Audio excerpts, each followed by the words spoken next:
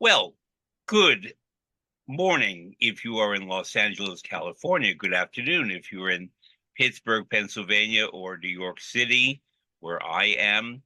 Good evening if you are somewhere in Western Europe or Africa. And greetings late at night to people in places like India, Pakistan, Bangladesh, Sri Lanka, all of Asia, where I know I have a lot of listeners and a lot of visitors. And yes, you too in Australia and New Zealand. Greeting to people all around the world. Welcome to Fred Plotkin on Fridays on Idagio, the place where classical music happens. Idagio, as you know, is a video and audio streaming platform dedicated to supporting artists and to making classical music and opera available to fans all around the world. This being March, it's the month in which I particularly want to profile and feature women artists, women guests. And I have a really wonderful one today. She joins me from Pittsburgh, Pennsylvania. Her name is Monica Yunus, a wonderful soprano, and very much more. We're going to get into all of that today. So, Monica, welcome. Thank you. Thank you so much for having me, Fred. I wonder if you remember or know where you and I first met. Well, I have to admit you reminded me. I feel like I've been aware of you for many, many years as this pinnacle of the opera world. So you reminded me, so I can't say that I remembered that specific incident in with Palm Beach Opera. Yeah. At the time, which is to say 1999, um, I was in my post full-time Metropolitan Opera life, but doing stuff at the Met and working in theaters all around the world. And I've never really said this publicly, but I was hired and had a very active role for 2 years at the Palm Beach Opera. Mhm. I was their consultant. I helped them with a wonderful attorney named Jeff Peterson to build the first union contract. And what was very particular about it was that I and Jeff both insisted that it be a contract that was not necessarily a copy of what the Met had or any other major arts organization, but one that would actually benefit the workers as well as the company Here, and here. keep the company on a stable financial footing. And we ran into some problems only because everybody thought we were trying to do something not honest. And Hmm. I kept trying to explain that the way the existing language worked in many union contracts was not to the benefit of the workers or often to the arts institution. And if the institution's not strong, there's no work for the employees. So we have to keep it strong. But on the other hand, it has to acknowledge the particular circumstances of the company in question.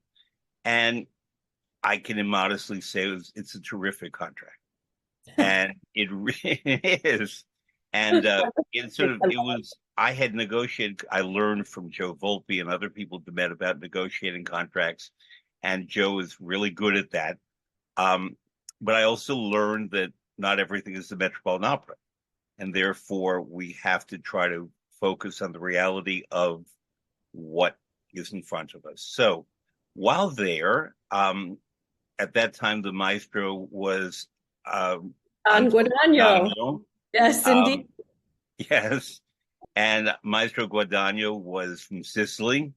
And he and I spoke in Italian. And he too felt a little question of why did the company bring me in?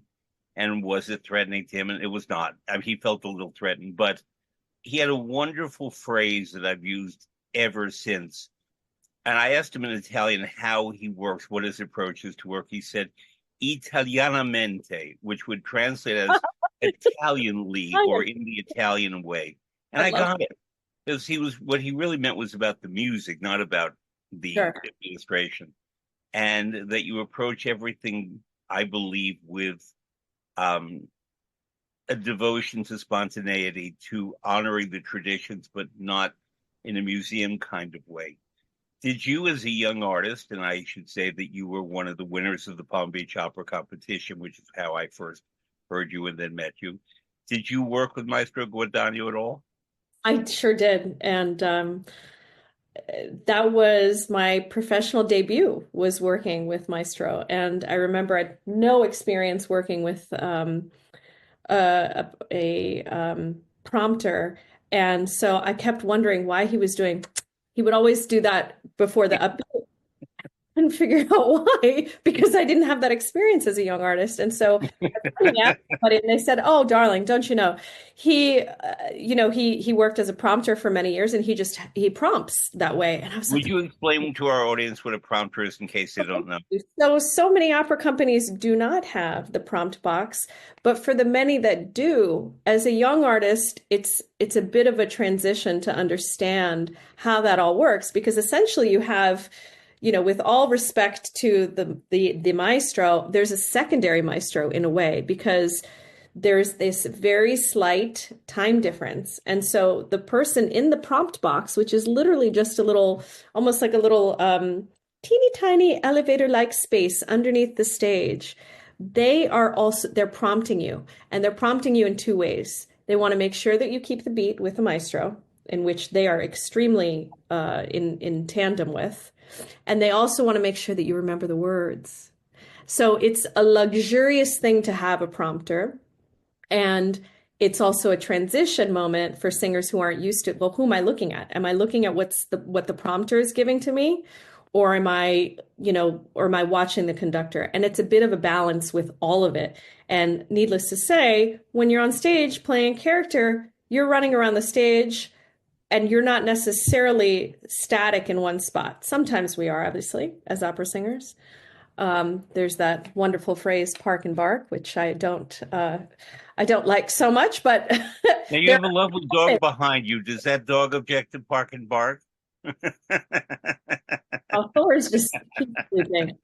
He's very content. Has his fair share of parking and barking, but I don't think he objects. But in any case, it is a wonderful, luxurious thing to have a prompter when you are, preparing a new role, and maybe it's not totally front of mind, or if you have lots and lots of different roles in bouncing around in your head.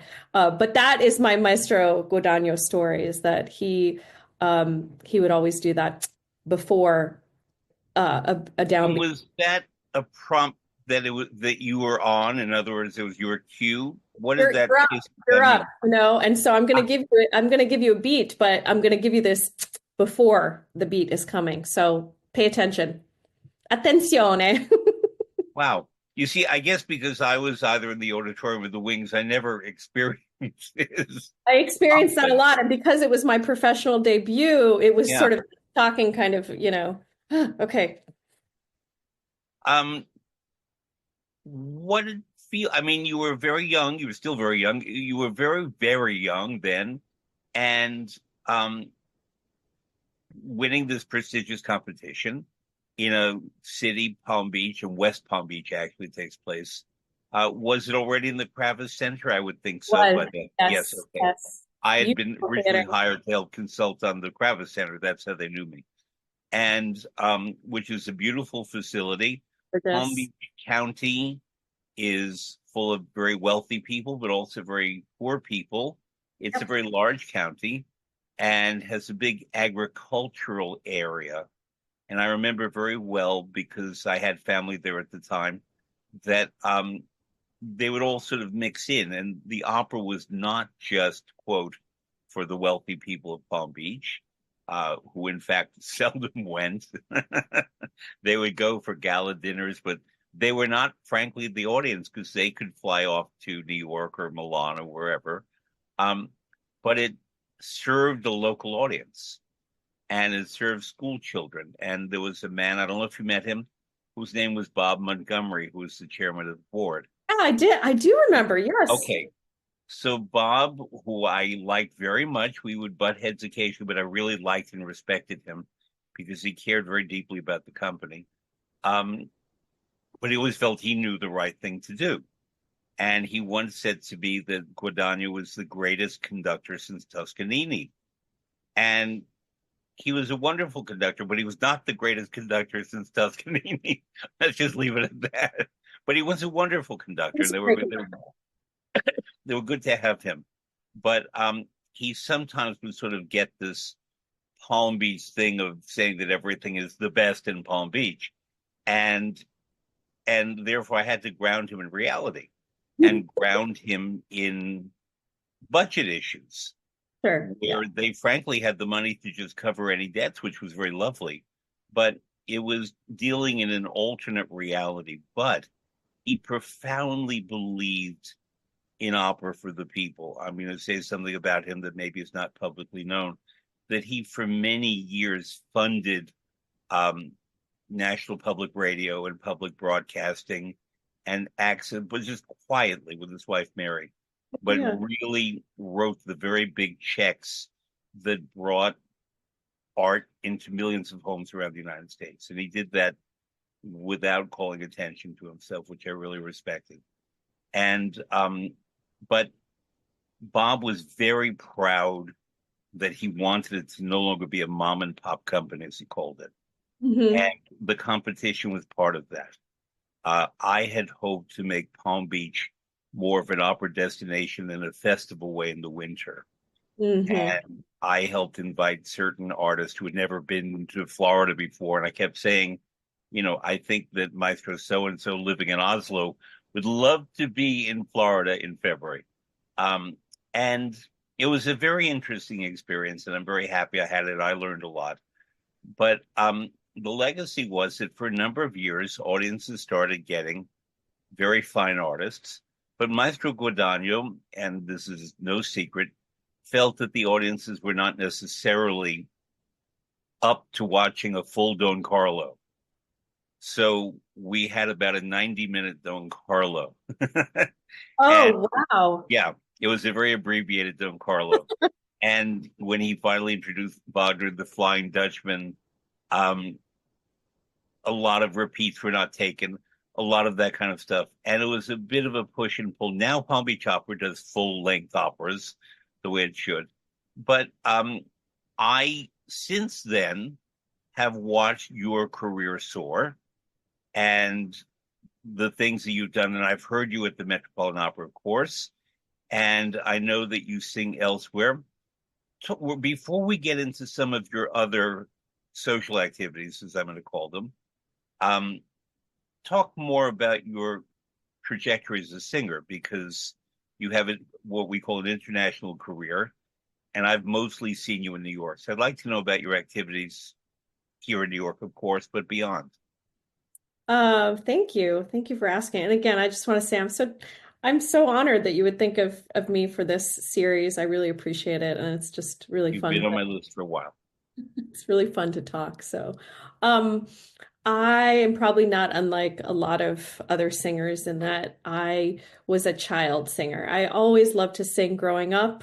I was fortunate enough to have a grandmother who had a beautiful voice, and we would sing together in the choir. And I grew up speaking Russian because my mother was Russian. My grandmother from Gomel in Belarus, and my grandfather actually from Ukraine, from Chernigov. So I grew up with the Russian background very much front of my upbringing. Um, and of course, my father's side, I was born in Bangladesh, in Chittagong, Bangladesh. So I have this mixed heritage, mixed rich heritage, as I like to Yeah. say. Um, and so grew up singing, and my introduction to opera was through the children's chorus at the Metropolitan Opera with Uh-huh. Elena Doria as the children's chorus master at the time. And so that opened up my world. I grew up in New Jersey. My mom had the uh, I don't even know how, but I think one of my family members said, "Oh, you should take her to the Met. They have a children's chorus, and you can introduce her to opera that way." So she did, and I had my audition there as a very outspoken 11-year-old, and I sang Happy Birthday for Elena Doria. And I'll never forget, walking into that building, the stage door. And then many years later, when I made my Met debut, she met me at the stage door, which was Mm. a total full circle moment. But at the time, that was my introduction to opera. And so I went dutifully on Saturdays. My mother would drive me the long way from New Jersey, hour and a half there, hour and a half back. and I would have my 45-minute rehearsal or whatever. And depending on what they were preparing, everything from Wozzeck to Bohème to anything that has a children's chorus, that's what we would prepare. And then long about 12 and a half, I got to be, if you can imagine, too tall for the children's chorus. Mhm. And the fact that I'm 5'2.5", to be too tall for the children's chorus always made me laugh, but there you have it. So I only had 2 seasons, but it was a very important 2 seasons for me because it introduced me to this world, and it introduced me to the world at the Metropolitan Opera. So I had this really very special introduction to the world of opera. And then in parallel, um, as I mentioned, I grew up in New Jersey, and within the Russian community, I was introduced to a wonderful teacher and coach, Kira Baklanova, who was a protege of Rosa Poncel's, and her husband, and then ex-husband, Igor Chichagov, who was a conductor with Baltimore Opera for many years, who ran a competition, the Poncel competition, for many years in the 80s and early 90s, probably beyond that. And so they were sort of my musical caretakers in my early years. And I remember going to Kita and her saying, well, she's kind of young, but let's give her just some basic lessons so she doesn't mess up and ruin it. And so that's kind of how I started. And then again, was just fortunate to have a mom who would look for opportunities for me. Um, I had a teacher at school who went to Tanglewood for many, many years, and he just was a fan and would go to concerts. And he's like, "You're really good. You should look into that." So I would come home, and he brought a pamphlet, and I dutifully brought it home to my mom. I was probably in 6th or 7th grade, and she looked at that and said, "Well, you have to be older."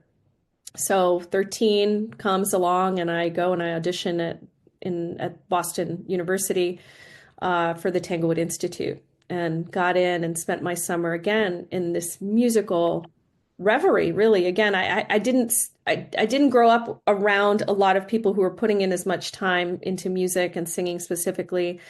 Um, and then when I went to Tanglewood, it opened up my world again, because I was surrounded by instrumentalists, singers, college students, so I was 13, but I was surrounded by older kids who were going off to college and studying and making a life of it. So I had really special, very special experiences growing up as a young musician. Aspen Music Festival, was lucky enough to connect there with my future teacher, Beverly Johnson. Uh, Oh, okay. yeah, I studied with Beverly at Juilliard, but I studied with her before that at Aspen Music Festival. And of course, was introduced to her by the late, great Ed Berkeley, who was also a teacher of mine at Juilliard, but before that at Aspen. And, again, I feel so fortunate and have such gratitude for the kind of musical path that I was lucky enough to get on, frankly, because it meant that I had enough of a path to kind of figure out when something didn't feel right. Um, I think a lot of singers go through points where they question themselves. Is this the right thing? Is my voice healthy? How do I navigate all these things? You could have many sessions talking to singers on that topic Mhm. alone. But Sure. for me, I was just very fortunate. And there were those moments where this is not feeling right. And so then I could go back to what Mary Lou Falcone would always call your board, who's on your vocal board, or who's on your kind of career path board. And even that looms large, that concept of like who are the people that you can turn to, whether it's for your mental health, whether it's for family and keeping you grounded and telling you need to calm it a little bit. Whether it's someone who says, you know, and they have to have courage to say, you're not sounding, something seems off. Do you feel like something seems off? So I was really lucky because I had those people in my life, and I was able to also myself say, this doesn't feel right. I have to do something about it. Let me go back to the drawing board, et cetera. So, and then when it came time to audition for conservatory or schools um, for my undergrad, I did end up going to New England Conservatory for a year, and that was one of those moments where it didn't feel right. And so I turned to my sort of vocal board, if you will, and ended up auditioning for Juilliard, got in, did my undergraduate there with Beverly and my master's as well. And then she actually passed away in 2001 when I was just starting. So then I went to Marlena Mollis and finished up Oh, another whole. So another I'm going to interrupt legend. you. You put a lot of wonderful stuff out there, names that you and I are conversant in, but I want to perhaps fill in a couple for people Yeah, please do. Please because we do. have a worldwide audience. Um, Starting with Rosa Punzel, you were mentioning a couple of Baltimore people, and James Morris, the great bass, who's from Baltimore, and Babe Ruth, the baseball player, and Billie Holiday, the singer, and I love Baltimore. And it is Rosa Punzel was one of the great voices. She's kind of legendary. That's a word that's overused, but she is legendary. In part because she stopped her career when she was still at her peak. She didn't have a very long career. And to my knowledge, it's not that she had a vocal crisis or anything. She just stopped and lived in Baltimore and made a lot of money despite the economic depression and built scholarships and taught and became an institution in Baltimore. And James Morris studied with her. And so that when we say Rosa Punzel, we mean Norma, we mean certain roles. And we can hear singers of today when asked, name your favorite soprano. And they don't say someone contemporary or recent. They say Rosa Punzel. Well, obviously they never heard. So it's a very important figure. Another important figure who I know is Mary Lou Falcone, who's never come up in my 255 or so shows that I've done here. Talk about her. She's still with us, thankfully. And I ran into her recently at a restaurant. And a very important figure in the opera business who's not mentioned. You talk about her too. Yeah, absolutely. I'm happy to.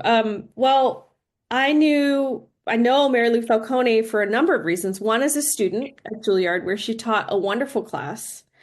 Um, and I'm going to forget the name of it at the time. It's probably been, altered, but essentially it was kind of a how-to of how, when you graduate, how do you make a career for yourself?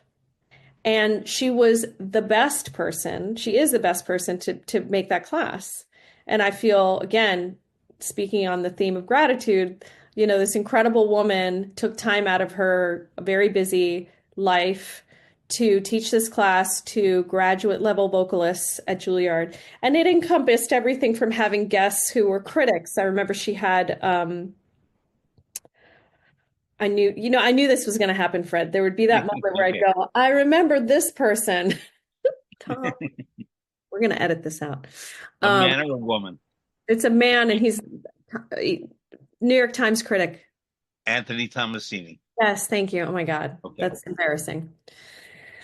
Um, so Anthony Tomasini, Okay, that's why I live. That's why I'm older than you, so I could do this. I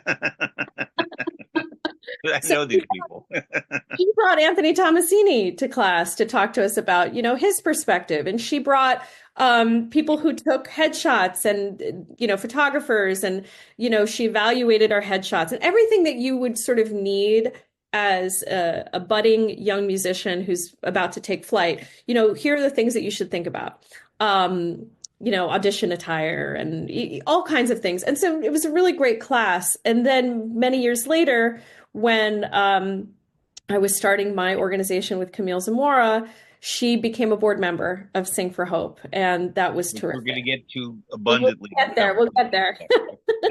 But anyway, that's Mary Lou Falcone, and she's just yeah, as you said, she's a figure and has stewarded so many careers and organizations, not just singers' careers, but organizations, and lent her considerable communication skill set And to. she's not known to the public, but she's very important in our business.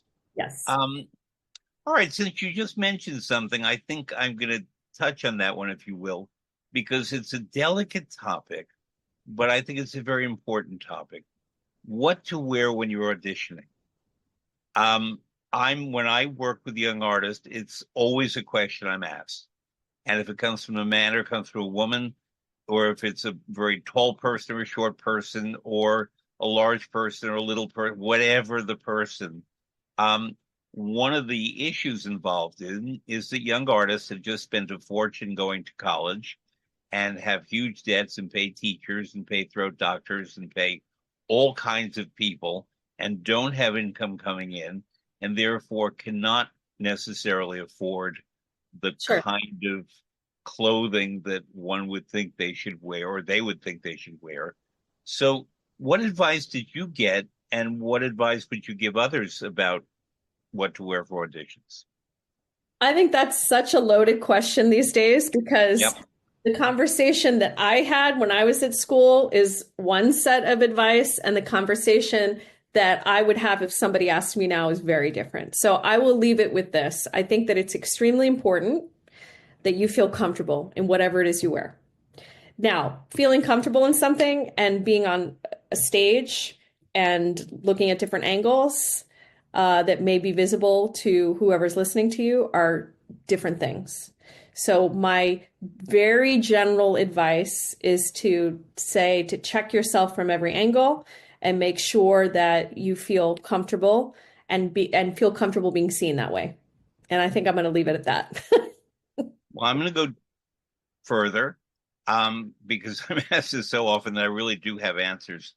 Um, I agree with you completely about feeling comfortable, but I try to encourage young people and also not so young people, but young people to not make a statement with their clothing.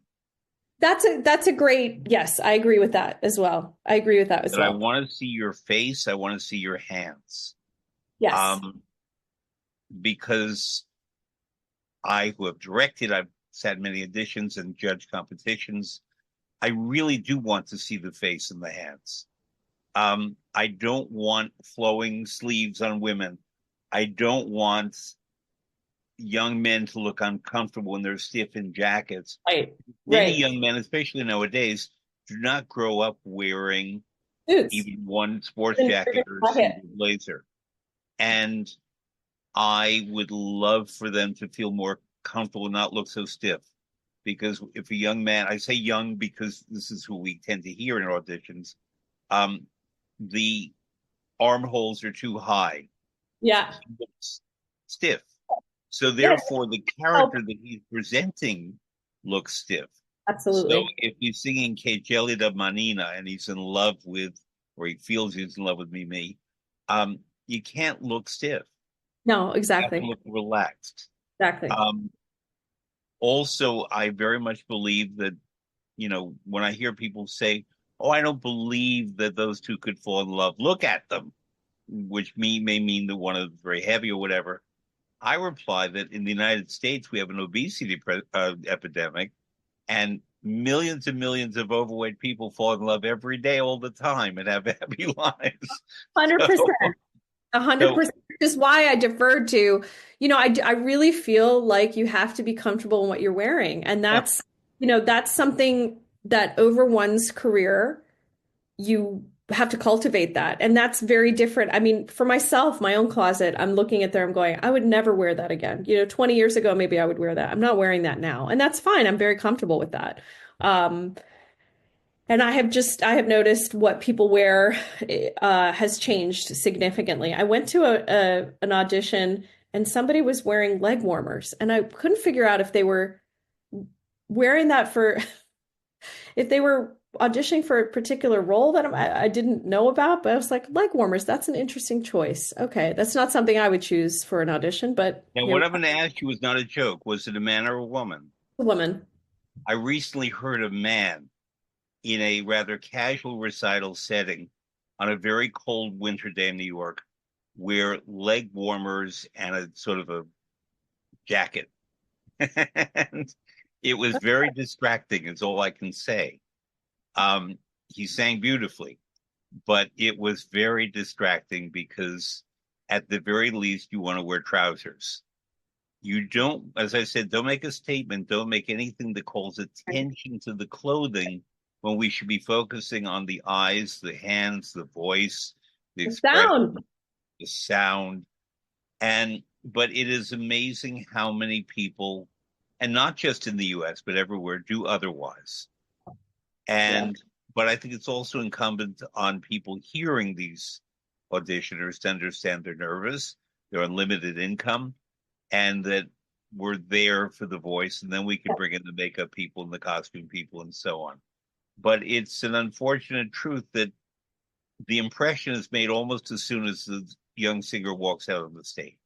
Yeah, and I remember that from many a class about exactly that.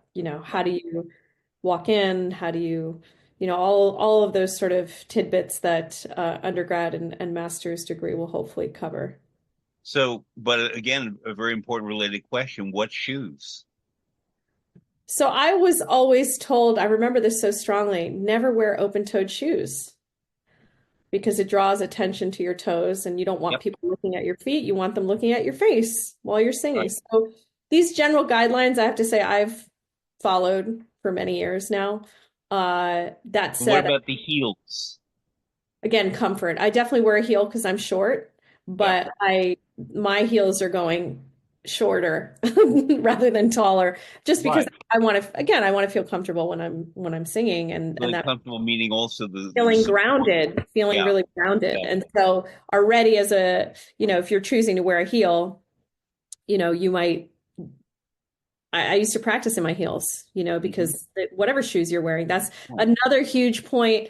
I remember being in a production where the director got really annoyed with one of the singers because this person came in flip-flops and expected to rehearse in flip-flops. And, I agree. How do you feel like your character if you're wearing flip-flops? There's pretty much, unless it's a modern opera you're doing, for the most part, you're probably not a character that wore flip-flops. So bring your rehearsal shoes, bring your character shoes or whatever. It's something I still do. I travel with my shoes. I Rehearsal. once heard an audition, very good audition, from a Canadian singer, a woman, and she came out barefoot on the stage. And one of the people in the panel said to her, "Tell us not why, but tell us why you're barefoot." And the singer replied, "Number one, I feel the floor better. I feel grounded. And I'm from Canada. This is not cold here." Yeah. And we forgot about her bare feet very quickly Uh-huh. because what was so notable about her is that she planted her feet Yeah. and she didn't Yeah. move about. And the fact that she planted her feet meant that we quickly focused on this Yes. and she was riveting and got the job actually. And Hmm. because she didn't make a statement about the no shoes, but she just explained why this really made sense to her. Hmm. And it made sense to us. Um, Hmm. I got to work a fair amount in the latter part of the career of Beverly Sills. And Beverly Sills always began her characters with her shoes, her footwear. And I think I may have been the person who interviewed her where it got recorded, but I know she spoke about this a lot. That when she did the character of Manon Lescaut in the Massenet version of Manon, um, she had four different pairs of shoes for each act, and it was the shoes that informed how she moved, whether she was sick, whether she was young and sexy, whatever it was the shoes. That makes total Beverly sense. was a tall woman and she wore shoes where she didn't tower over other people because she was already Paul. considerably taller than many. But she's very smart about her roles and her character development. So I think we've covered that, but I know that you and I will now be asked for all eternity these questions. But it's crucial, and I think it is crucial. Now, regular listeners know that I often ask my guests to name certain music or roles or performers who are meaningful to my guest, and we don't always go through them. But you were describing basically your education as if you were educated by Morella Freni, who was one of the people you mentioned, because she was known as La Prudentissima, the most prudent one. And I was very fortunate from the very beginning of my career. I was 22 when I worked with her for the first time, to have a lot of work with her. And she was I'm jealous. I'm really found, jealous. well, you and I sometime can have a glass of I something. would And love that. it was actually the last public event that she did in America was with me at New York University, and that exists. People can go to YouTube and find it. It's called Adventures in Italian Opera. And but I literally, from the age of 22, worked with her. And you mentioned something else that I want to bring back because it relates to Morella. You were talking about the prompter and how there's a shade of a microsecond of difference in terms of where the sound is received on the stage by the singer, but also in the auditorium from us who were seated in the auditorium. And it was with Morella Freni that I learned that because it was rehearsal at La Scala of Simone Boccanegra, the first act aria she sings Come in quest'ora bruna, where in the Giorgio Strehler production, we walked down the stage, or she walked down the stage, but I, as the assistant director, walked with her. And the purpose was that she would sing as she came toward the audience. And Maestro Abbado changed slightly the tempo to accommodate the arrival of the sound. It was genius watching the two of them work. I mean, that they were geniuses, not me. And that they were so attuned to that. And that's an example of what Maestro Guadagno would say was italianamente, that you respond to the moment, you respond to the conditions at hand, and you make it work in a way that honors the composer. Talk about your feelings from Morella Freni, about whom I could speak forever, but I want you to. I've look, there's so many voices to admire. So your question of, who are some of the voices pieces that you love, and so I find that to be a very difficult question, first of all. But if I had to pick, I did put Morella Freni at the top of my list because from the time that I was, uh, a young aspiring singer getting into opera, her voice just spoke to me. It always has. And no matter what I listen to of hers, it just feels, I think there's some moments where there's like some kind of a strange connection, and her voice is just that for me. I listen to her and I just it's mesmerizing to me. I had the fortune of seeing her at the Met do Fedora, and I mean it was spellbinding. It was one of those iconic moments. She came out on stage, she hadn't sung a note, and the ovation started. And I'm sure you saw one of those I was performances. there, of course. I mean, that's a dumb question. But I just remember her walking out in one of these enormous, the cape alone probably weighed 25 pounds, and she's all of 5 foot, and she comes out and she's just taller and bigger than life. And it's just, it that energy just sort of comes over you. And then she opens her mouth, and I just feel so lucky that I got to hear her live. And she Um, was well into her 60s when you heard yes, her, oh yes, oh yes. and had never sung on stage Madama Butterfly, though they always asked her to. And at her Met Farewell, she did Act Three only, and that was the only time she did a film with Herbert von Karajan where they could pause, they could record, and so on. Sure. The only live performance of Butterfly was Act Three at the Met for her Met Farewell, Mhm. and this was her Prudentissima. Yeah, I She was just said, going to say if I this even is touch that, I will never have a wise. career. Right. She was so wise about when she sang what. And I think I always aspired to have a career like that, where, they say there's ages and stages for children, but I feel so strongly that that's for adults and particularly for singers, for musicians, that there comes a point in your life where you feel like you can take something on. And given my background and the way I was trained, there was there's an amount of respect that you bring to a role. And if you don't feel that you can take it on, you shouldn't take it on. And you can develop bad habits. Now, you have to know yourself really well. And so that's obviously a journey, and it's very different for everyone. I just felt like when I listened to Morella Freni, in the very vast repertoire that she has, from, Ina to Anna's and everything beyond, there's that, again, that word, prudent. She's very prudent. She knows how to maneuver and It may not be the most dramatic butterfly. It may not be the loudest or whatever, but there's a beauty that only she can have that, every voice has that sort of that fingerprint to it.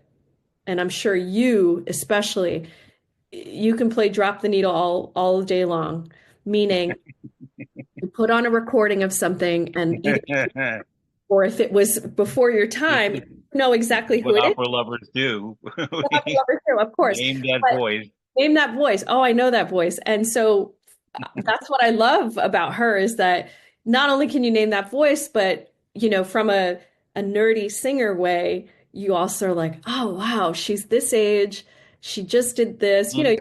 You can track someone's career and go, oh, Yeah. that's so smart. And wow, I wonder how she was able to do that with, managers asking her to do this, or because she was, hugely famous. And there are many singers who were very, very prudent with how they took things on. And then you have lots of examples of those who weren't as lucky. But with her, it's just I have always admired that. And I actually had the chance after that fedora to go backstage.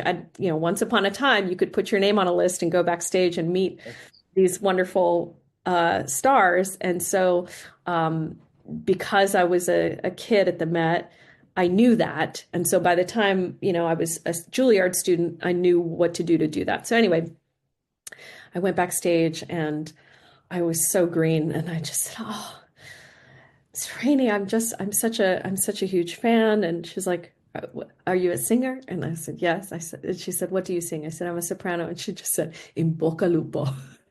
And I'll never forget that. And I was like, okay. And I just, I'll never forget meeting her because she's just such a, she's amazing. And I'm Well, obviously starstruck. I have some more insight as to how she became that way, and I'll tell it to you in a moment. But you reminded me of a Morella Frani story, which is 100% true, and we're not going to name names, but when I did my classes and she would be one of the speakers and so on, I had a lot of young artists come, of course. And one of them was a tenor who I was helping somewhat and trying to give him career guidance. And afterwards, all the young artists got to meet her. And she said to me after about him, he's very tall, he's very handsome, he has a beautiful voice, but is he stupid? But that's also, I mean, to go back to that word, that's also Italiamente. Like, let's get to it. Like, is this going to work or not? And you could just from that one exchange that I had with her, I was like, oh, I can imagine what it would be like to work with you. You are, that's the only way you can be. And Because she quickly, frankly, figured this guy out.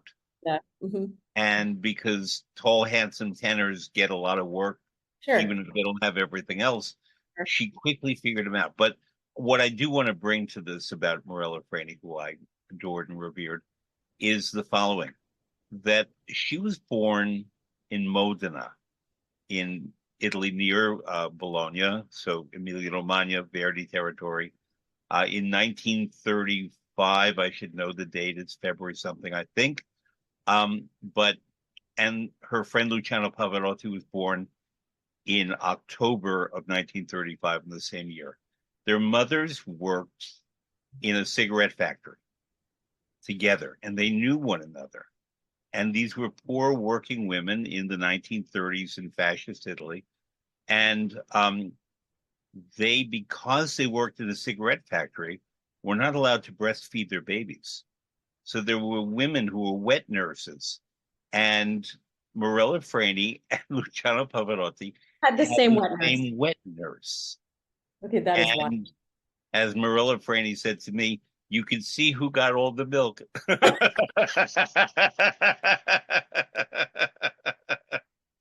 And there was a young man around there at the same time named Leone Magera, Maestro Magera, who thankfully is still alive. He's quite elderly. He is still a very active coach and teacher, one of the best. And he was her first husband. And although they did not, their marriage didn't last very long. They had a daughter named Micaela from the role from Carmen, which was one of Frani's first roles. But Magera also worked with Pavarotti and gave both of them the foundations and the wisdom, even though he too was a young man of their age, about being prudent, about building their career slowly. And it just came locally. He sent them both to a teacher named Ettore Campogalliani, who was in Mhm. Mantua. And Campogalliani had taught Renato Tebaldi, Ferruccio Furlanetto, Ruggero Raimondi, Leo Nucci, Luciano Morella, and so on. And what all of those singers had in common was this practical, sound approach to the music and respect for it, and the sense of what to do and what not to do. Look Yeah. at Ferruccio Furlanetto with an incredibly long, magnificent career. Full disclosure, he's a close friend of mine, so I'm praising him, but he's my friend. But even if I never knew him, I would say the same thing in that regard. And Luciano was a friend of mine. And Frady, I knew and worked with and adored. Um, but it comes from that knowledge and wisdom. And it takes me back to something I was going to observe about you and the way you presented your upbringing and your studies. One of my patron saints is Saint Aretha of Franklin. And Aretha Franklin being one of the greatest singers of all time. And her autobiography, which was controversial, but that's okay, was called From These Roots. And the beginning of the book, and for a lot of the book, what she talks about were the people who influenced her musically as an artist, also as a religious person and so on, but primarily as an artist. And you come to understand that although she was born in Tennessee and grew up in Detroit and was singing as a small child, that she was able to meet and learn from all kinds of people. And although she didn't say it, had the gift to distinguish what was good for her and what was not good for her, because she seldom put a foot wrong musically. And she Mhm. could have. Anyone Yeah. could have. Yeah. But she really did. And I think she also had a wisdom in herself. I always love pointing out that she and Arturo Toscanini had the same birthday, March 25th, right around now. And, but I do love, and I sense this about you even before we begin this conversation, that you're someone who knows your musical roots and you're part of what formed you before bringing the person who is uniquely you to your performances. I as I was thinking about this conversation again, I return to that word gratitude because in our musical lives, it is you can trace these roots back. And I really appreciate that, whether it's, as a very small child with my grandmother, whether it's the fortune of being living close to somebody like Kira Baklanova, who studied with Rosa Poncel and having that influence. That was really luck. Then having a mom who saw that there was this talent and let's figure out how to nurture it. And then trying to cultivate some kind of awareness where you respect the information that's coming to you, because let's face it, singers are inundated with information. So how do you figure out what is true for you and for your talent and what is not? And because there's just so much coming at us at all times and a lot of information to take in at a young age. So having that kind of understanding to kind of go through that's tricky. Mm-hmm. And then on top of that, trying to learn languages and understand cultures, and there's just a whole world.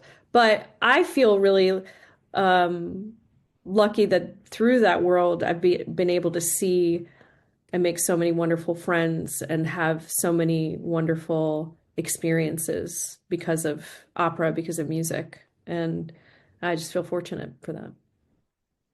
You mentioned that for 2 years you were in the Met Children's Chorus and in the milieu of the Met and the artistic environment there. The first opera you mentioned was Wozzeck. Were you in one of the productions of Wozzeck? Sure was. I was Okay. in Hildegard Behrens, Ah, 1980, I want to say 88. And I was, was it the Mark Lamos production, I think? perhaps. It was a wonderful production. Perhaps. I would not recall that. I'd have to look back in my little CV So archive. before we get into that, I want to give you a little background on Wozzeck and the Met because it's my family. It was my first opera. I not as a performer, as an attender. And it was March of 1959, believe it or Why not. that opera? I have to know And why that opera. I will tell you why. And I was a toddler. I was less than 3 years old. And it was a family outing to see Wozzeck. And it was the old Metropolitan Opera House. We sat in row C on the aisle. And Oh, it was the Met premiere and it was Herman Uda. I think it was the cast. It was definitely Eleanor Steber played Marie, and I believe Herman Uda was playing Wozzeck, and I think it was Dmitry Mitropoulos conducting. I'm not sure, but the reason we went is that I had a cousin whose name was Alice Plotkin. She became Alice Playton, who was in the Met Children's Chorus, and when they were casting to play Marie's child, yeah, although it was a little boy, yeah. they cut Alice's hair short and she was very small. And she played Marie's child. And the whole production, the whole event got a huge ovation. I had no idea what was going on, obviously. I'd never been to an opera. But what I remember was that in front of my father on the aisle was a very tall man, balding. And in front of me was a very pretty woman, very, very pretty woman. And before the show, she turned around and she sort of touched my cheek and she said, "I hope you like it." And I said, I do, thank you. And my father spoke to the tall man a little bit. And many years later, basically the year I met you, I think 1999, I was hired by the Lyric Opera of Chicago to come to a symposium about Arthur Miller's a play, A View from the Bridge, which had been turned into an opera by William Bolcom. And I got to interview Arthur Miller in front of an audience. And I said, "I don't typically think of you for opera. Do you like opera?" He said, "Well, not really, but my favorite opera is Wozzeck." And I said, "When did you go to Wozzeck?" He said, "It was March of 1959 at the Met." I said, "Were you in the second row?" "Yes."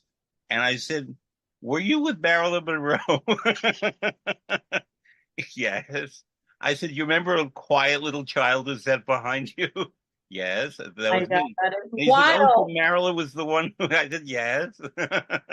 So Oh my my, memory of that was, of course, my cousin getting her ovation, but it was such a positive experience to go to opera that way and see positivity yeah, in something that was completely strange to me because yeah. we went as a family outing. It's not that my dad was, he certainly introduced me to opera in a wonderful way, but that would have been a little premature. But I mention this because Alice had a great career, but we we would not normally take a child to Wozzeck because it's very adult themes, Yes.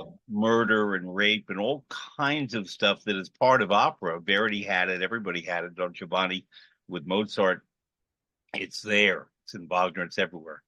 But nonetheless, the music, though glorious when you're more adult, is rather stark.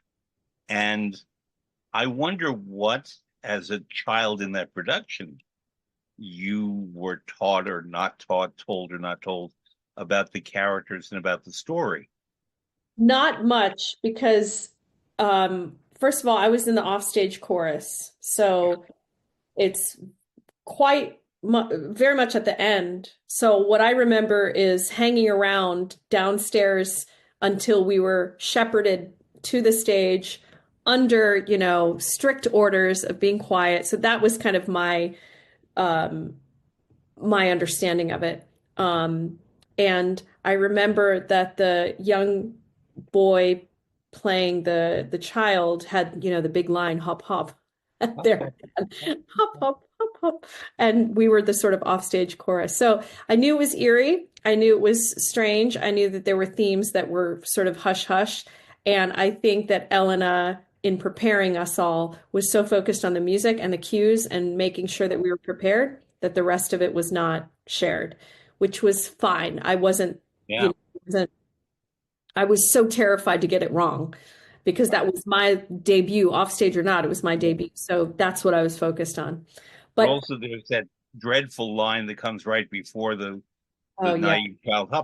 Dein Mutti is tot. Your yeah. mother is dead. Vote, vote. I remember, yeah, and that was sort of the cue, if Oh boy. not like the backstage person, he would have been like, that it's very yeah, it's a very visceral memory being backstage. But my next question regarding that is that it was one of James Levine's favorite operas. He conducted it magnificently.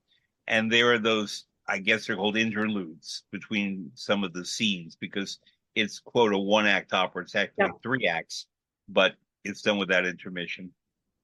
These glorious, stunning musical episodes that Levine would conduct so startlingly well that the audience would want to applaud but couldn't at those moments. Um, did you on the stage hear some of that music, or were you just very focused on? No, we were not near the stage. The children were only brought exactly right before the part, and yeah, that's what I remember about being in the children's course is that it was very strict, and Yeah, as it should be. as it should be. But, Yeah, there's so yeah, much going on. yeah. Yeah, But also there are other operas where kids get to play, yeah. Bohème and Poem. I fun and practiced poem many times, but never did it. Gioconda. I was in Gioconda. really. Yes, and that was. Would that have been Ava Martone at that time? I think so. And it was supposed to be Pavarotti, but it canceled Yeah. because I was very excited about that. Right. And so, yeah, Gioconda, which, yeah, it's wild. Sometimes you think about, I mean, it's so rarely done. This is Ponchielli's La Gioconda, which Rudolph Bing, the former general manager of the Met from 1950 to 1972, basically disdained. He basically said, "Well, we'll give it to the audiences because they want it, but it's not a good opera." Um, it's it's melodramatic, which is fine with me. You have this singer who strolls the canals of Venice singing, and she's Gioconda means smiling, but her mother is blind, La Cieca, and she has Laura, who was her mezzo soprano rival, and she has this is named Enzio, something like that, is her tenor lover, who sings about cielo e mar, in other words, sky and sea, Right. and in the previous staging, which was 82 or 83, just when I began to work there, Mr. Domingo had to cancel one night and they had a nervous tenor come out and replace him. And he was so nervous that he came out to sing Cielo e Mar, Sky and Sea. And he went, Cielo e Mar. Right. And the audience booed. It was Oh, a well, very upsetting night. you know, Audiences, the Met audiences are pretty good, but audiences can be very tough. But you then proceeded beautifully, because I've watched this with great admiration, to add something to your career, not without abandoning music in any way, but doing something rather extraordinary that I have supported and believed in and admired you for. And that's what I want to get into now. If you feel we've covered your singing career enough, we could do more of that. sure, no, absolutely. Whatever. I'm Well, here for this conversation. So I'm you. glad you're here. But tell me then about your non-Met singing career, because I know you, I would say 98% from the Metropolitan Opera. Yeah, well, as I've mentioned, I was a student at Juilliard during 9/11. And on that day, not too many people know this, but Juilliard, where Juilliard is situated, it shares a city block with a firehouse that was among the first responders that day. And they lost 12 of their 13 men on September 11, 2001. And it was the first day of my master's degree. Mm. And I remember going to school that day, knowing what was going on, but not knowing the extent of what was going on in those first hours.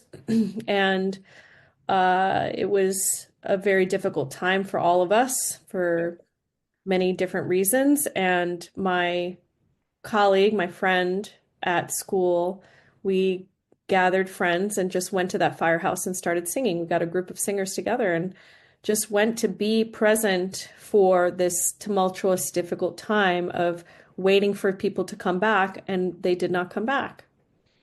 And that kind of catalyzed us to go and do more of that in the weeks and months ahead. We would just take a bunch of friends and go to the next firehouse and say, we're just here to give comfort and through song. And we would do that. And that had us in constant conversation. Camille and I would just say, Emil Zamora. Camille Zamora, soprano, fellow soprano. And we like to joke that we have now, 25 plus years of friendship and working together. So we are proof that sopranos can get along.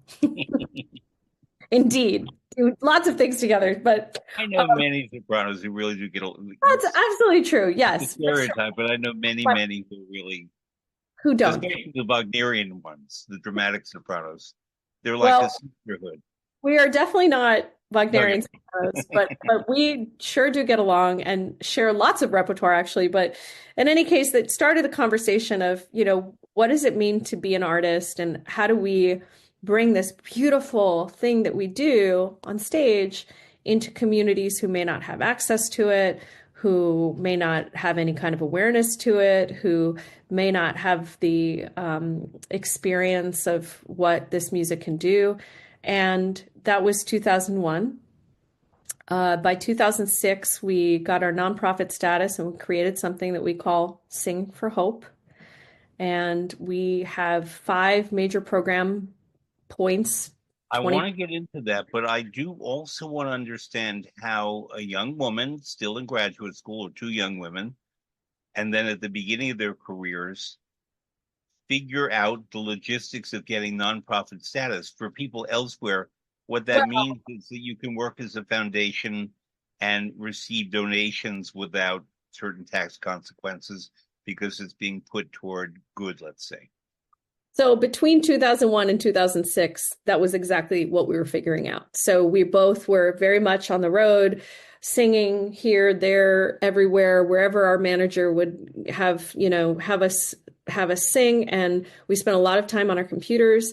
We spent a lot of time on the phone. We spent a lot of time trying to hone what is our mission statement? What are we actually going to do? Well, do we think that's going to work? Let's go talk to this person and maybe they'll give us some advice. And, that whole, if it was a movie, you would see a bunch of doors slamming in our face, Yeah. but we're sopranos, so we're used to no. It's okay. That's not a problem. No, no, it's not something that it just means not now. So we continued on that track, and every once in a while we get a yes, and every once in a while we've got what a wonderful idea. Have you thought about this? And it was literally 5 years of that. So we're very tenacious. We're very stubborn when it comes to Sing for Hope. We both joke that we have 2 children. I have a son and I have Sing for Hope. And she has a son and she has Sing for Hope.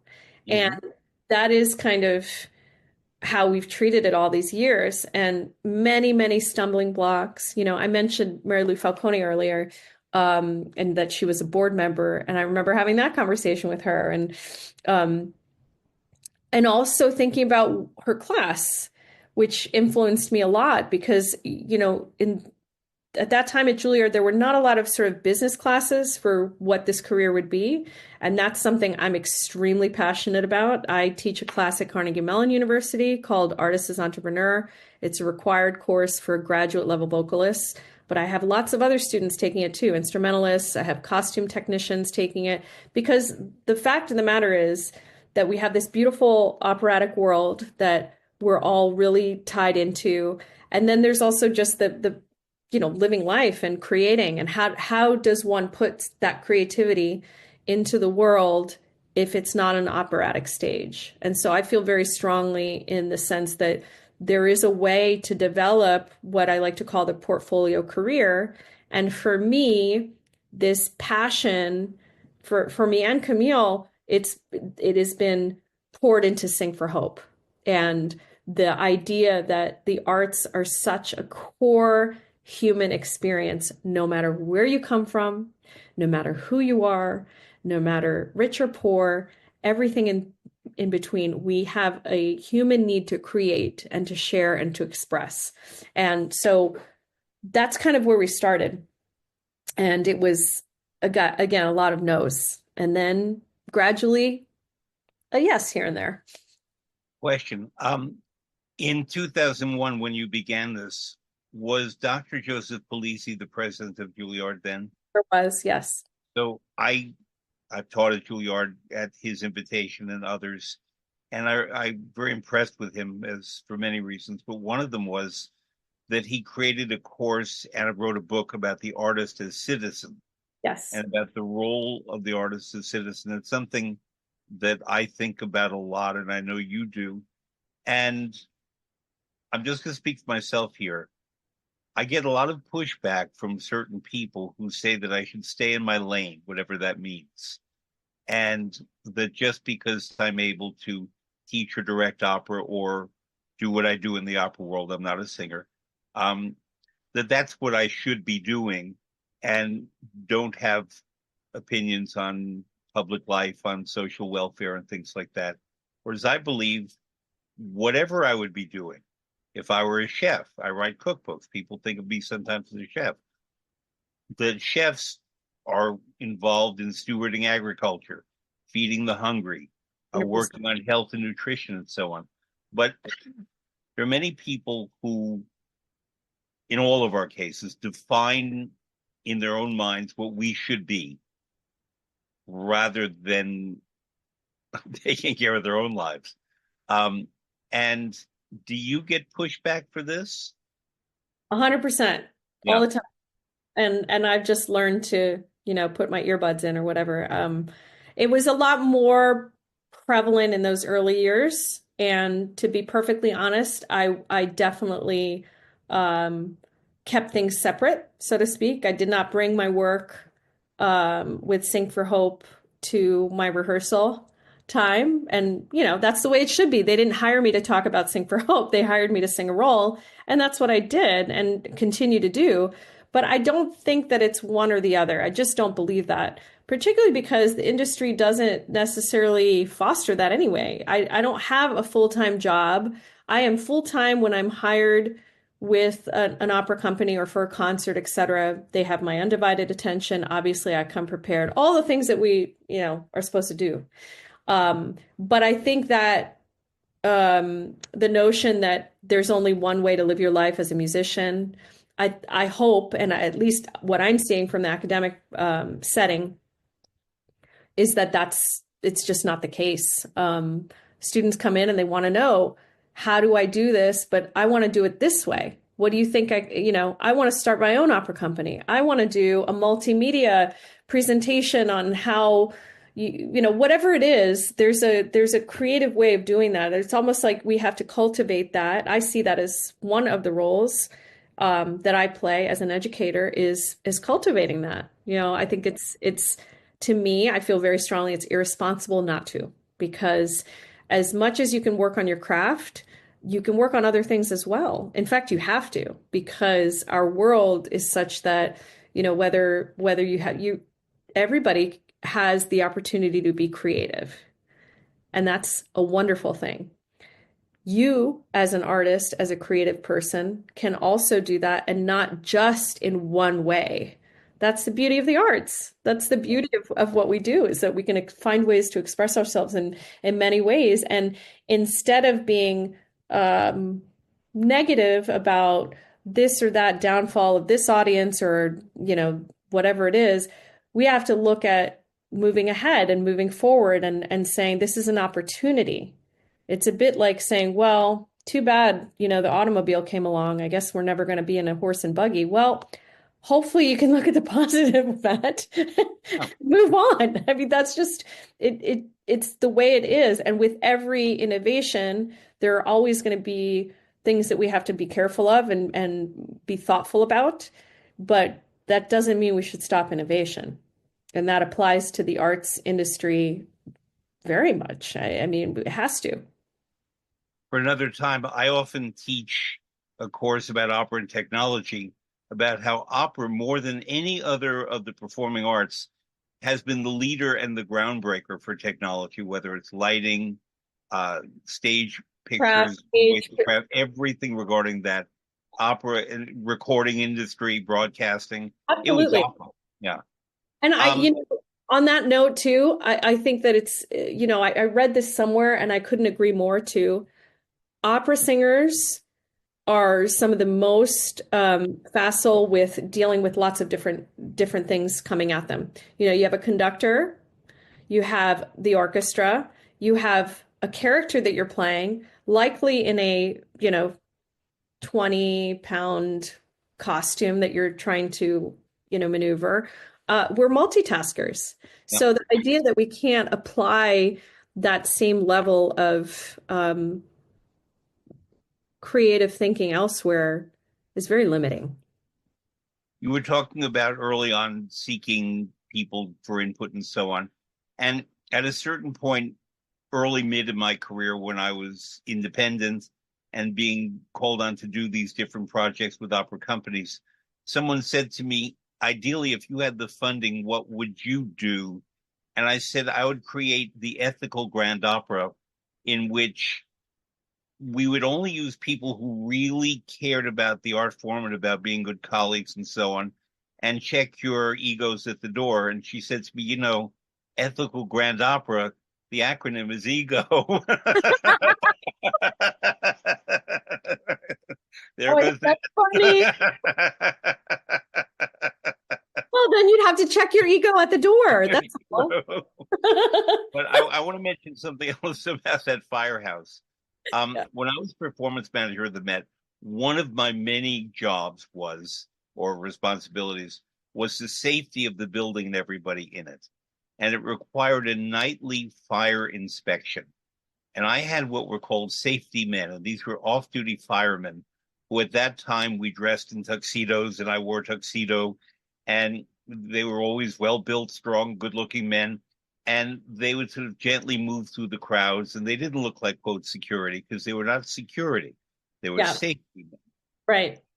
Part of their job was to make sure the doors were not blocked and all of those things, but also the medical care of people who would faint or whatever. And they were wonderful. They were saintly guys. And I every night had to do a fire inspection before opening the theater and sign a log. And occasionally the fire department would show up in the middle of a performance and have to check my log and check the exits and all of that. And I never had a problem. But many of the men we used were from that firehouse right next door. And I knew all 12 who died.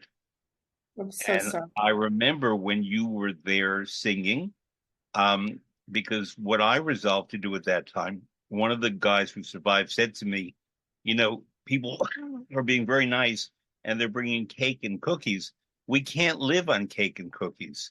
So I started making stews and soups and things like that they could freeze because they were so bereft and distraught over having lost 12 brothers, and the city was in shock. And so I continued to do that. And there's a supermarket on the Upper West Side called Fairway. And Fairway donated the food that I cooked. And then I did cooking classes at Fairway where people would pay really a lot of money, too much money to just see Fred Plotkin, but it was to go to the firehouse. Oh, And, that's beautiful. and so that we created this program akin to what you did of feeding firefighters throughout the city because they were so shocked. Yeah, And, let's grief. not forget, It's massive grief. people forget, there were these fires recently in Los Angeles, and somehow people are quickly forgetting them, the people there. But September 11th, 2001, the fires were not put out until December 16th, 2001, which meant that we had fires every day in New York City and You smoke could and ash smell that for weeks and weeks. and the And funerals and everything going on. yeah. I don't know if on September 15th you were at the New York State Theater where the New York City Opera did The Flying Dutchman. And I didn't work at City Opera, but Beverly Sills asked me to come and speak and take care of people. And I remember so well that they sang the national anthem before the performance. and almost everybody standing on the stage, and they brought out all the makeup people and the stagehands and so on, were in tears because everybody knew someone, either the firefighters from that house on Amsterdam Avenue, or we all knew someone. And it was a very lived and collective experience. And as the world, I'll use a word I'm hopeful about, moves forward, as time moves on, we cannot forget these things. We cannot forget the emotions that attended to them, and we cannot forget how these things are caused. And I'm not at all getting political here. I'm getting social here in this topic. And part of what I really loved about Sing for Hope as an observer, I'm not a member of your board yet, but I have Open the door now, Fred. but I've watched with great admiration for a long time, which is why I wanted to have you on this month when I'm celebrating women and their huge accomplishments in the arts and not only. Let's go through some of the, I know your mission you spoke about somewhat, you can talk about it more, but there's so many different initiatives that are happening with Sing for Hope. And I want to know, number one, what they are, but number two, how the ideas developed, how they were implemented. Let's start with the pianos. Yay. Well, yes, I hope if you're listening, if you're a local New Yorker, that you've seen our Sing for Hope pianos, but we have over 750 Sing for Hope pianos all over the world. So it's not just New York based by any means. And what the Sing for Hope pianos are they are artist designed pianos. So we have each one is done by a different visual artist or a different artist group. And then they're placed in the public for anyone and everyone to play for a time. And then they are placed in their, what we call it, their forever homes. So it's a school, it's a hospital, it's a community center where the public has access to it. And we've done that for many years, since 2010. And it's been a wonderful way to express our mission of art for all. And I was just having a class recently talking about the fact that they are used in every possible way, meaning if they're in a school, they're used for all kinds of musical preparation or classes or what have you. But when they're out and about in the public, we've also had everything from quinceañeras right at the piano space, or marriage proposals, Birthday or parties for 15-year-old girls, usually in the Mexican and Latin American community. Yeah. yes, thank you. And I mean, they've just been these kind of community activation sites, not just for music, but also for people to speak to one another. I mean, just to have a conversation. I think that's the beauty of art, is that it allows you an opportunity to speak through a different language. And so if you are drawn to the instrument because of the artwork on it, that's one way of engagement. Then if you are drawn to it as an instrument and you are, facile at playing, or even if you're just somebody who's been taught, well, you don't sit down and play, you don't touch the piano. We have it as an invitation. No, actually, we love for you to make music on it. And even if that means, you're simply banging around on it, that can lead to something, lessons, etc. So it's our way of expressing our mission of art for all. So that's one large kind of stake in the ground program that we have. But as I mentioned, we have a lot of different programs that go in a lot of different buckets. We have Sing for Hope pianos. We have our education program. So we work in a school in Mount Vernon, New York, a little bit above Manhattan, with 400 kids in a charter school. And they have Sing for Hope programming as their musical through line of their day. We have our public health and well-being programs. So again, if you're New York or Washington, D.C. based, we have phenomenal musicians who have these concerts in Union Station and at Moynihan Train Hall. And, just to go back a little, during COVID and at the start of our organization, everyone was volunteer, meaning that if you were an artist, much like lawyers, right? Lawyers have pro bono hours.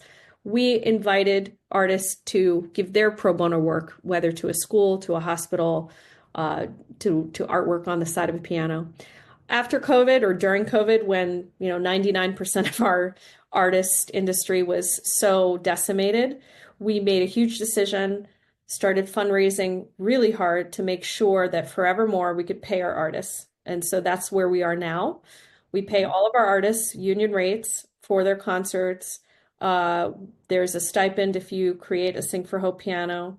So it's a huge transition for us as an organization, and it means more fundraising.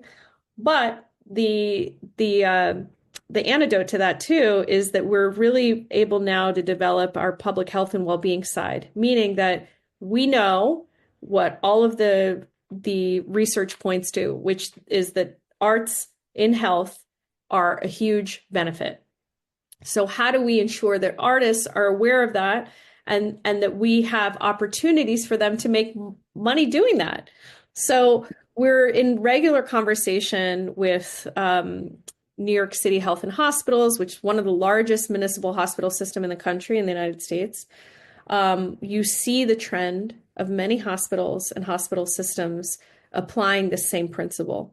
So that's very exciting to me personally. I grew up singing in retirement homes as a kid. That was one of my, pre-voice lessons at 11. My mom would take me around, and at holiday time, I loved doing that. And it was a wonderful way for a young person to be with an older generation, which is something that we lack, that sort of cross-generational opportunity to be together.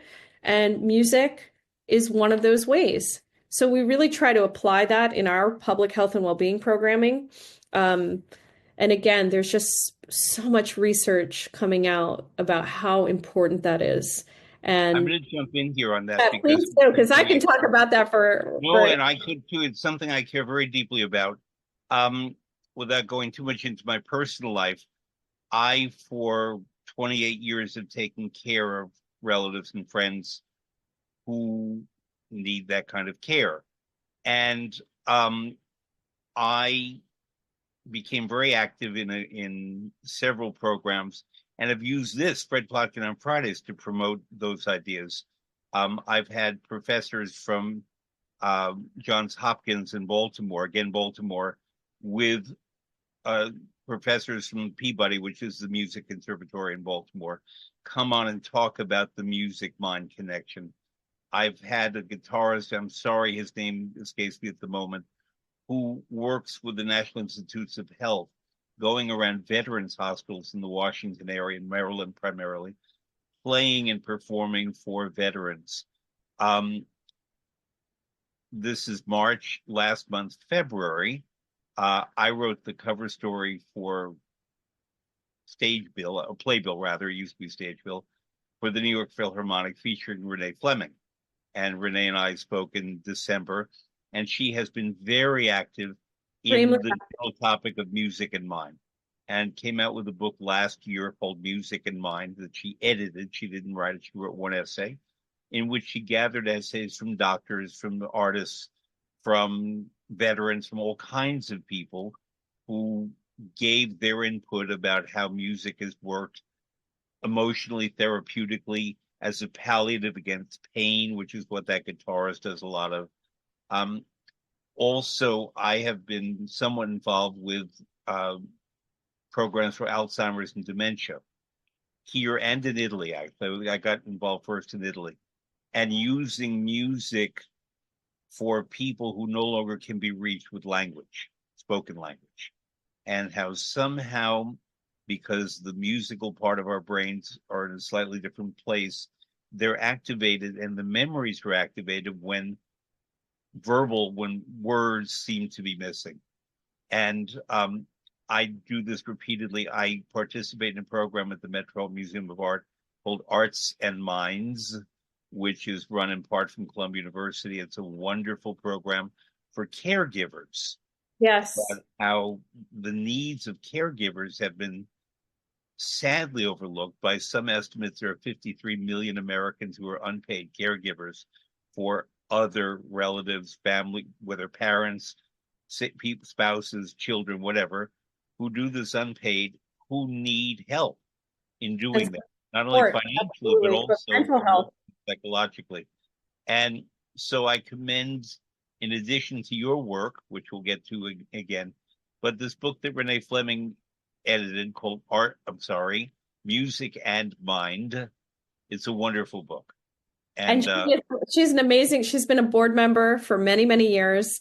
I adore the work that she's doing now with such great gusto and determination. And she feeds us lots of information as a board member, which is tremendous. And I think it's something you mentioned something too that's very close to my heart is the caregiver aspect. And that's something that we're hearing about as an organization more and more is that the focus is more on caregivers because they are a lifeline between, the doctors and they themselves caregivers. So there's a whole ecosystem that has to be addressed. And I'm happy to hear that it's talked about a lot more now than certainly 20 years ago. and frankly, from an economic point of view, for our nation, but every nation, the more that patients can stay at home, Yep, they're more emotionally secure, but also it saves a huge amount of money absolutely. in terms of public Absolutely. health spending.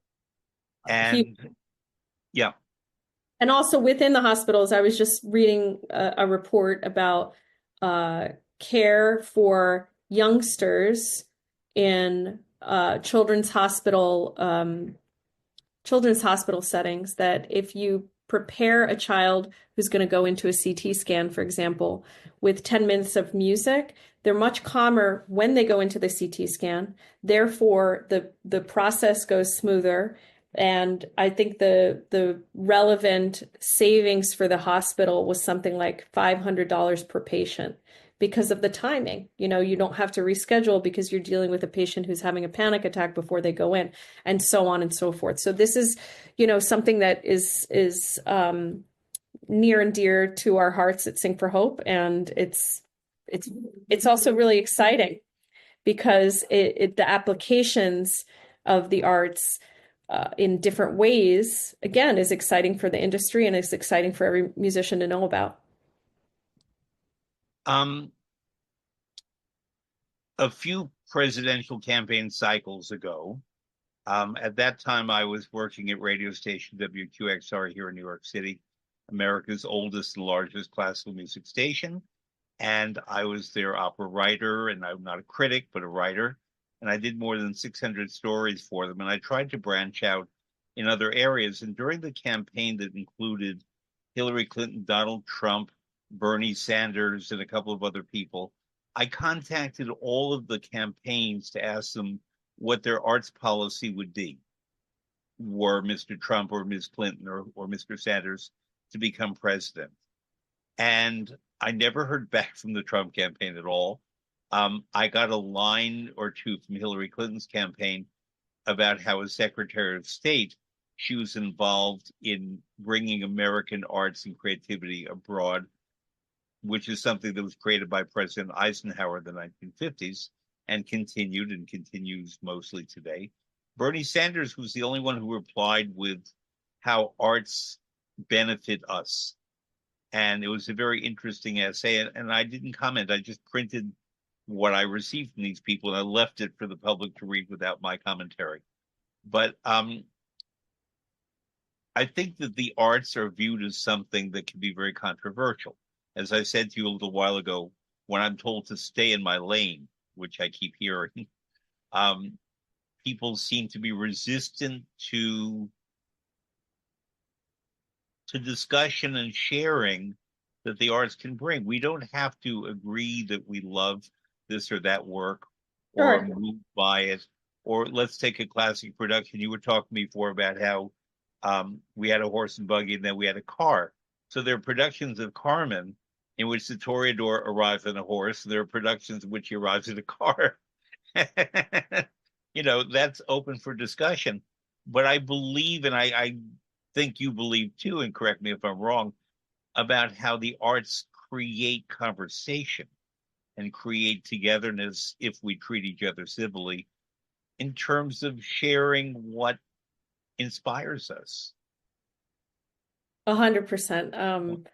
There's so many different aspects of it. I mean, we're talking about the public health aspect. We're talking about how it's, for young people, what that means. I can't tell you the number of times I've heard from people who take part in our education programming saying, my child is not a child that does well traditionally in a classroom setting. But because they have Sing for Hope, they have this other avenue to express themselves. They've gained confidence through that expression. And so suddenly they are paying more attention, and there's an uptick in how their um, behavior is going in the classroom in other subject matters. So there's a window, there's an opening, and I think that I would hope that we can all agree that that is worth looking at, whether you're a young person or an adult who's going through some kind of traumatic endeavor. It's the oldest kind of tool set that we have, and every human has access to it, whether you are a doodler, you sit in meetings and you're doodling some kind of artwork for yourself, whether you are, needle pointing. There is some aspect of that humanness in all of us that needs to be expressed somehow, whether it's cooking. I mean, the number of cooking shows and everything that kind of exploded during COVID because there was that need to create, to make something out of this moment. And I think that's, we're not so far from the pandemic that we can't remember that aspect as well. I think we're still in the pandemic. And I created this program in April of 2020 when we were all locked in, primarily so that I could give my singer friends a chance to talk and express and because connect. they didn't have it, and connect. And, in effect, have an audience listening to us all over the world. Sure. That was a lovely piece of it, too. But I had Thomas Hampson, Christine Gerke, and Ben Hefner, and Julia Bullock, and Ferruccio, or Lynetto, and then many other people who were only too willing to not talk about COVID, but to talk about art. And Yes. that's how this started more than 250 shows ago. I'm going to put something else out there. You were born in Bangladesh. We're going to get to that in a bit. But in August of 1992, I was invited to work in Norway. And I worked for a month in Norway in August. Is gorgeous. And I got to go to the far north, sailing with the king and queen of Norway. I'm not kidding. And visiting the little towns in the Arctic. And I noticed that in a couple of the towns, which are big fishing towns, that many of the people were Sami, were the Lap people, the native people of the north. Others were more traditional Norwegians, whatever that is. But then there was a community of people from Sri Lanka and a community of people from Bangladesh.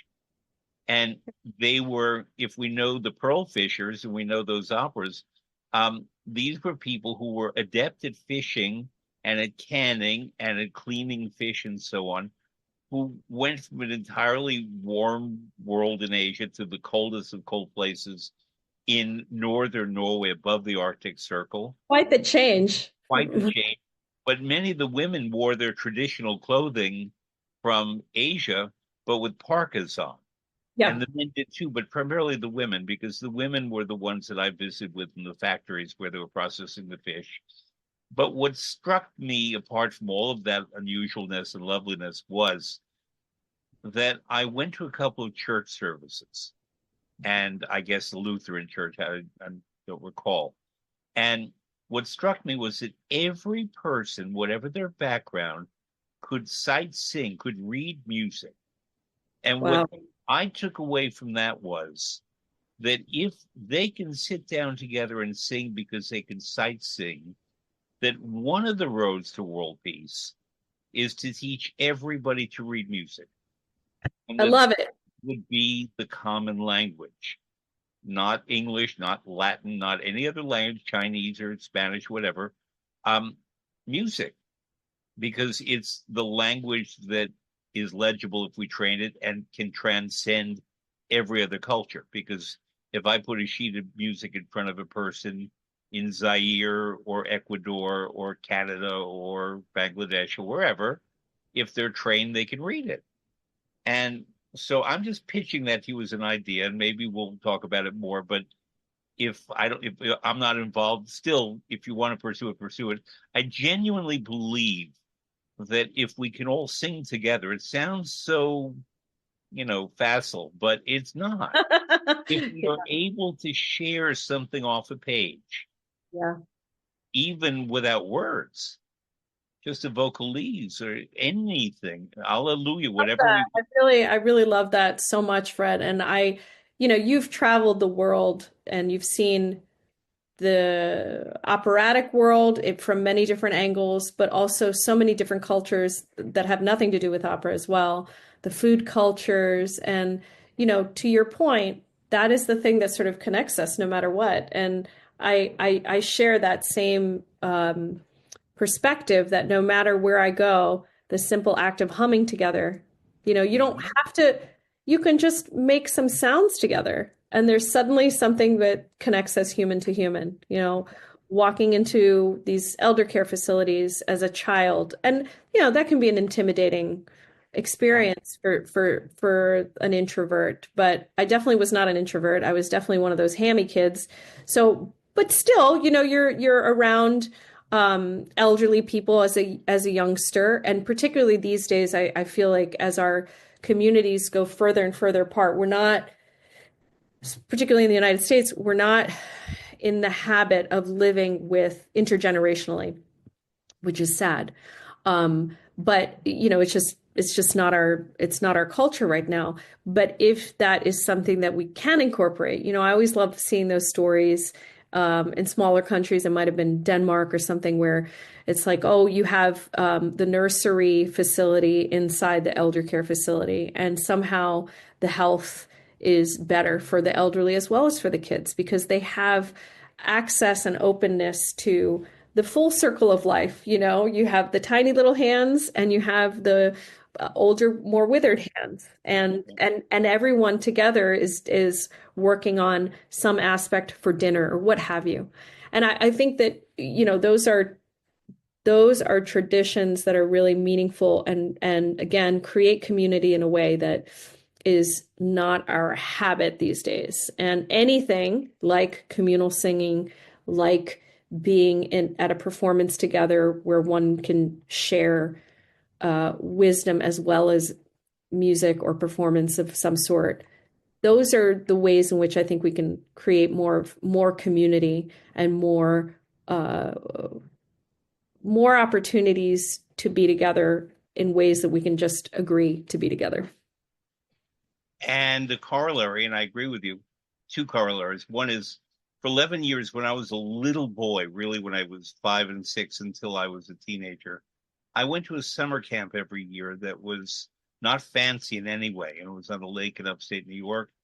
And it had been founded by union workers who worked in the needle trades, which is to say Oh, wow. clothing and so on in New York City, and in the 1920s. And it was a place where they went for 2 weeks every year for their summer vacation because that's what they could afford. And there were cabins and bungalows that every 2 weeks were passed on to other people. And there was a children's summer camp right next to it that was part of the larger complex on the lake. And we had our little theater and our bunks with no toilets, nothing. It was very rustic, but we would in our theater perform for the old folks who we were treated like we had hundreds of grandparents, and we were the realization of their dreams of children laughing and playing in the lake and singing and performing and so on. The food was wretched. It didn't matter. It mattered to me, but it didn't matter to anyone else. And but so that was a big takeaway experience for me.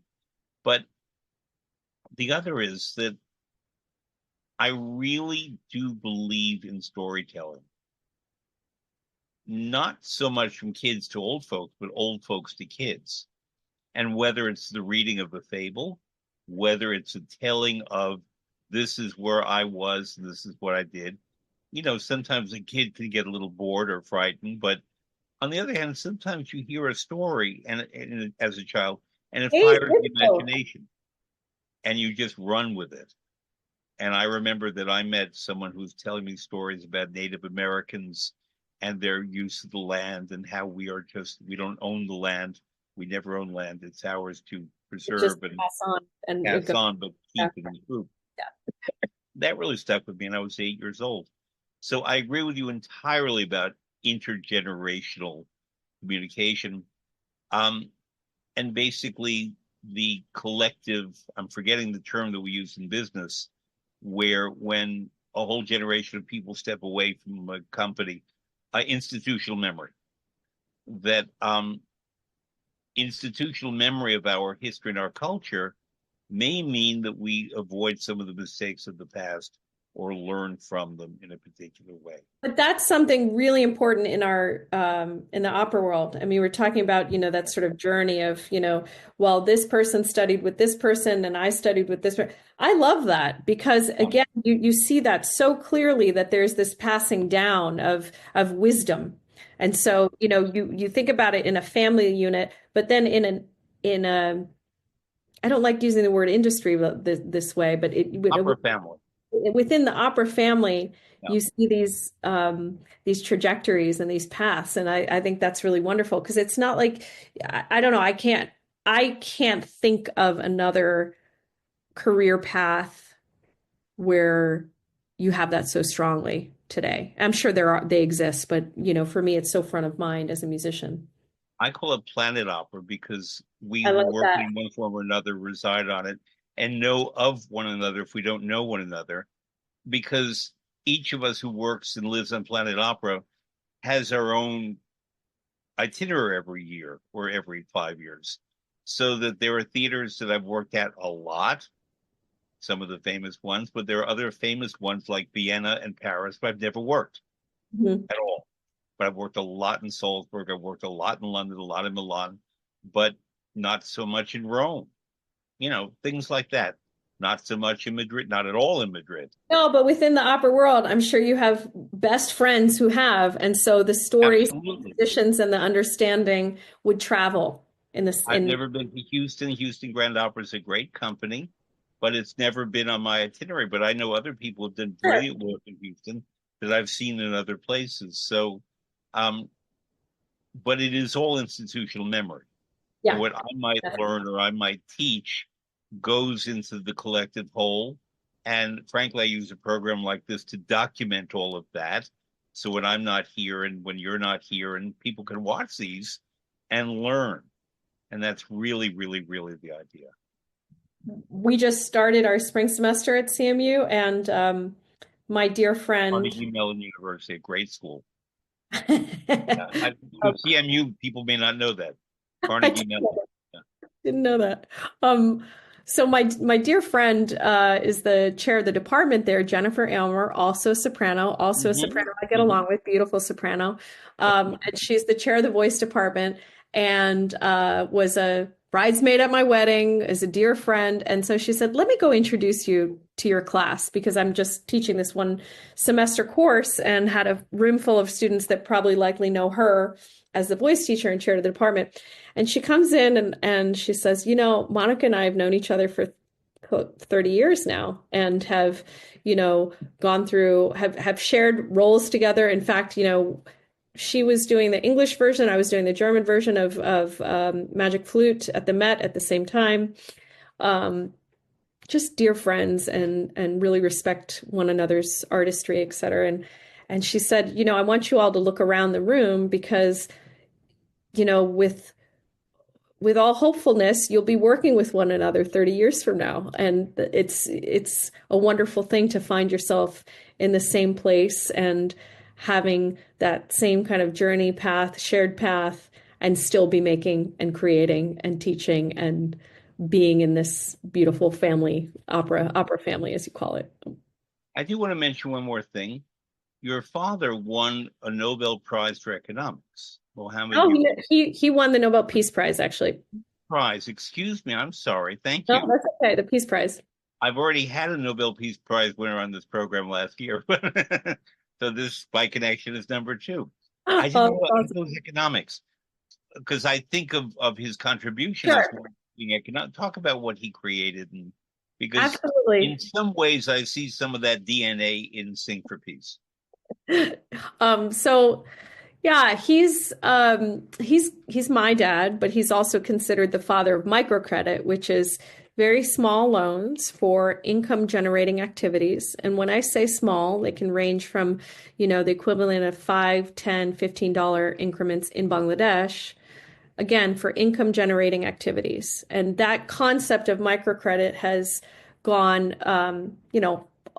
almost all over the world, not at least 150 countries, within and utilizing the Grameen model. So the bank that he created in Bangladesh is called Grameen Bank, and it's a huge institution within the country. But there's also Grameen America. So there are Grameen America organizations throughout the United States, Houston, Trenton, New Jersey, in California, and I mean all over the United States. And again, the same concept where if you give someone a tiny loan in a group setting for an income generating activity, they can pull themselves out of poverty. And that is his number one goal, is to create a world without poverty. And did it in some way work into the way you structured and administer Sing for Peace? Sing for Hope. I think Sing for Hope is definitely. I'm No, that's fixated okay. on No, peace. you're confusing the peace or hope. I'll take either in huge and equal measures. Sing for Hope, yeah, definitely. I mean, I appreciated it's no small it's I like to joke that there's, he won a Nobel Peace Prize. No pressure, right, for me. But um but I do see my work with Sing for Hope and with the kinds of programs that we steward as a certain path to hope and peace. And again, hearkening back to what we were talking about earlier, that music connects us, and we need that kind of any opportunity for people to see one another as human beings, to treat them as such with dignity. He uses credit as for human dignity, and I use arts for human dignity and for humanity. And I think that that's very powerful. It is not something that I think is light, or we need pathways to connect. We need pathways to the heart. And our world is a tough place to be sometimes. So any excuse, any way to connect, whatever that means for you, I think that's worth pursuing. For him, as an economist working in Bangladesh in the 1970s, seeing the depths of poverty that he saw, it, creating this economic path specifically for women at the beginning was his way of doing it. For me, going to school at Juilliard, wanting desperately to have a career in this beautiful art form, then also seeing that as a parallel, very important part of my life was allowing other artists to see that there are different ways of creation and of using their creativity, their artistry. And so I guess in a way, in my humble way, that's my path. And I'm grateful that I get to do it with an amazing colleague in Camille Zamora, and I hope that we can continue to create frameworks that can be replicated in different places. I'm just going to ask you one more thing as we conclude what I'm very happy to say has been a wonderful, almost 2 hour, thrilling, inspiring conversation, at least from my point of view. I'm hoping Absolutely, me too. um, is to recite 3 times the web address very slowly of Sing for Hope. Absolutely. Singforhope.org. It's SING, sing, for, FOR, hope, HOPE.org. O-R-G. ORG. Singforhope.org. For hope. Monica Yunus, thank you in every language. Thank you. It has been wonderful to converse with you, to help audiences who have loved your singing learn about all of these other magnificent activities you're doing that really do bring change in a positive way. And I thank you on behalf of everyone who has been a beneficiary of your good work. Oh, thank you so much, Fred. Thank you for having me.